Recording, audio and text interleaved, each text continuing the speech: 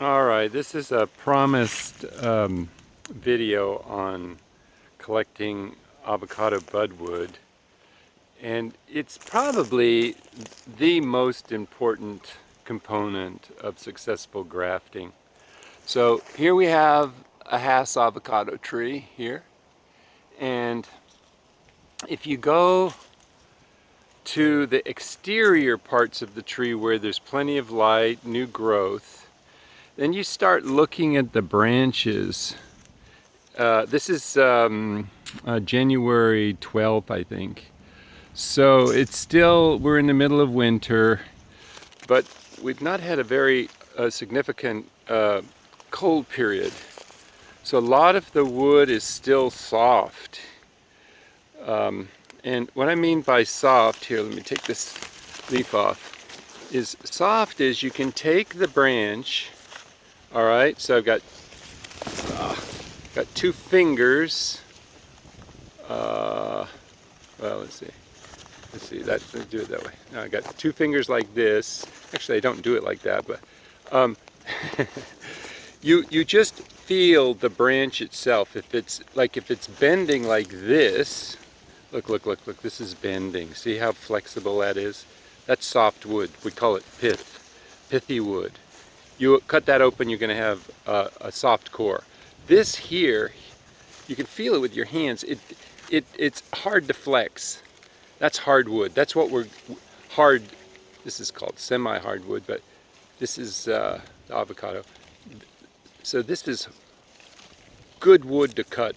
Okay, now, so that's the area that we're going to cut. What we're looking for now is these axillary buds right here.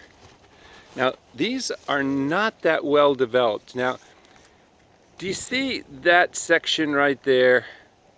That's called a whorl, W-H-O-R-L, or a knuckle.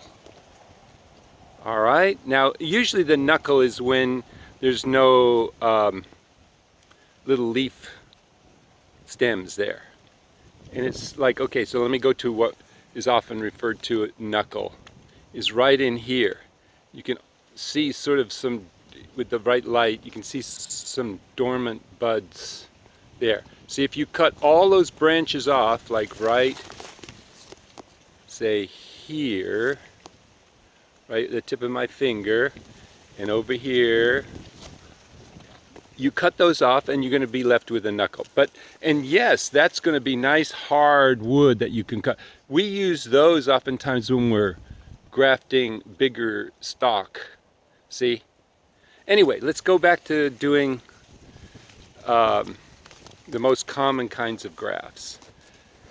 On seedling grafts or small shoot grafts. Okay, so here we have this firm wood, and here we have the axillary buds. All right, now this is Hass. Now right next to me I have a kind of a small growing lamb Hass, and what we got here is some very small branches. Sometimes this happens, you know, that the tree just hasn't quite like grabbed a foothold, and the grafts aren't, the plant isn't growing that strongly, and you just have a lot of small stems, small branches. And that gets tricky because now we have to find those nice axillary buds in the nice firm hardwood, but it's all going to be really small stuff. It's like half the size of a pencil. It's too small. But if that's all you got, that's all you got. In the nurseries, they'll use a lot of this stuff because their little seedlings are so small. But what we're going to concentrate on is this wood right here that I just started with. All right, so I'm going to cut this off, and so that's the primary branch of this. It's just a, secondary, tertiary branch on the main plant, and so we're gonna take that primary branch, the primary shoot, let's say, and use that because the secondary shoots on this branch are a little bit small. You can use them, but they're a little bit small. And these, because we don't want this flex, we cut all the way back here, just try to get some of the firmness here in this portion. It's not super firm, but firm. All right, so if nothing else, you've seen that collecting budwood is a really important skill. It's a super important component to grafting. All right, so I'm going to pause this for a second. All right, let's take a close look at what I've done. I've taken that shoot all the way back to that very old knuckle and cut off all the side branches. And this is about 18 inches long. All right, so now, not the best, but certainly usable, is that knuckle. Can you see if it focuses in? Let's see. Can you see the knuckle at the top on the left-hand portion? And then this portion is really hard wood, and we could like do a bark graft and say this is a dead stump obviously, but you know, we could put a bark graft in here. See? You know, that's how firm that wood is. Okay, now this wood here, let's set this aside. What's the next one? Well, the next one is, that's a really nice bud right there. See that? That's your ideal avocado bud right there. That's your next ideal avocado bud right there. Okay? But there's oh, that's okay. Oh, here's a nice cluster right up here, right here. So, but if I picked like this, then the question is, do I have enough room up here? Because we'll go and look at these buds in a second. But this portion of the branch is very soft. Watch. Well, it's not too bad. Now that I've taken all the leaves off, it's not too bad. So we could use that. This would be the ideal one here. So if I cut it here, I only have one single bud. You say, oh no, there's two buds. Okay, so let's do that. Let's cut there. Okay. All right, there's one really nice Hass avocado stick right there. All right, now I can only get one out of this here. But that's a nut, because this hardwood back here, this is where you want to make your cuts. This is really hard. Like, you can't bend it. I can't bend that. I'm trying to bend it, can't do it. See if I can bend it up here. Well, some of the leaves that see this stuff? Watch. See, it just bends. Oh, that snapped, but let me find another one. This stuff just bends, see? It's just bending. Okay? That wood is soft wood, too soft. Unless you're growing in the greenhouse. If you're growing in the greenhouse, you can pretty much use anything. But, you know, it's heated, avocados are easy to graft, actually.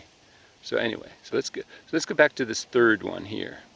So what I'm looking for is I'm looking for the top portion of my stick to have good buds. So I say a cluster of, so there's a whorl. See that little whorl right there? And there's a, you know, gosh, you got 1, 2, 3, 4, 5, 6, 7, all those axillary buds, and all we need is one. Okay? So I just like this area because it's so firm. This hardwood down here, when I cut it, it's going to be, I don't have my knife with me, it's going to be solid. It's going to be good to cut, solid, and then it's going to be viable for a longer period of time. You know, like if you took well, here, let me pause this 1 second. Same branch, but same primary branch, and these were the secondary branches. I just removed the leaves. I was bending them on the tree for you, okay? So here, let me show you. In here, I'm bending them here. See this? See how I'm bending it? Okay, now, like I said, under some ideal conditions, especially with the use of parafilm, you can use that, and because this area here is not too bad, but it's a little small. This is like, what? 3/4 pencil size or something. Anyway, lots of good buds up there. You wrap it in parafilm, this probably take, but you want to use this on your small seedlings or something like that.